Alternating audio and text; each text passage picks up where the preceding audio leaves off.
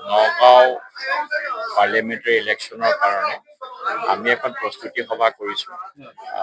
অহা 4 তাৰিখে চামগুৰি সমষ্টিলৈ পীযুষ হাজৰিকা ডাঙৰীয়া আহিব। বহুকেইজন নেতা ভাৰতীয় জনতা পাৰ্টি আমাৰ সেই সভাখনত উপস্থিত থাকিব আৰু সেই সভাখন আমাৰ যোগদান সভাও হ'ব আৰু এখন প্ৰস্তুতি সভা হ'ব। চামগুৰিৰ ৰাইজে এবাৰ পৰিৱৰ্তন বিচাৰিছে।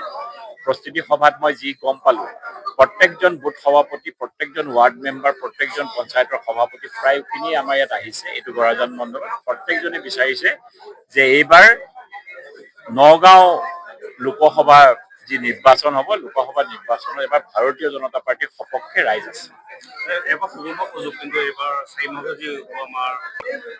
এইবাৰ ভাল হ'ব উপ নিৰ্বাচন। ৰাইজৰটো দেখিছে বিজেপি দিল্লীত, বিজেপি অসমত, এতিয়া বেলেগ পাৰ্টিক যদি ভোট ৰাইজে দিব জানো? ৰাইজেতো নিদিয়ে।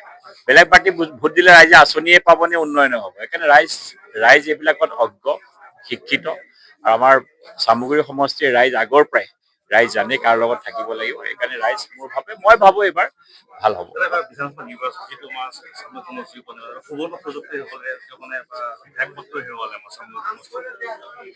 তেনেকুৱা একো কথা নাই। ইলেকশ্যনত হাৰিব পাৰে, হাৰা জিকা আছে। ৰকিবুল হুছেইনে 10-12 লাখ ভোটত জিকিলে ধুবুৰীত, কিন্তু ল'ৰাটো আমাৰ 24-25 হাজাৰ ভোটত হাৰিলে নাই। সেইটোৱে ৰাজনীতিত কোনদিনা জিকিব, কোনদিনা হাৰিব কোনো কথা নাই। আৰু ৰাজনীতি ৰাইজে সময়ত ভোট দিয়ে। 2026 বিধানসভাৰ কাৰণে ৰাইজে বেলেগক তানজিল হুছেইনক ভোট দিছিলে, লোকসভাৰ কাৰণে এবাৰ বিজেপিক ভোট দিব।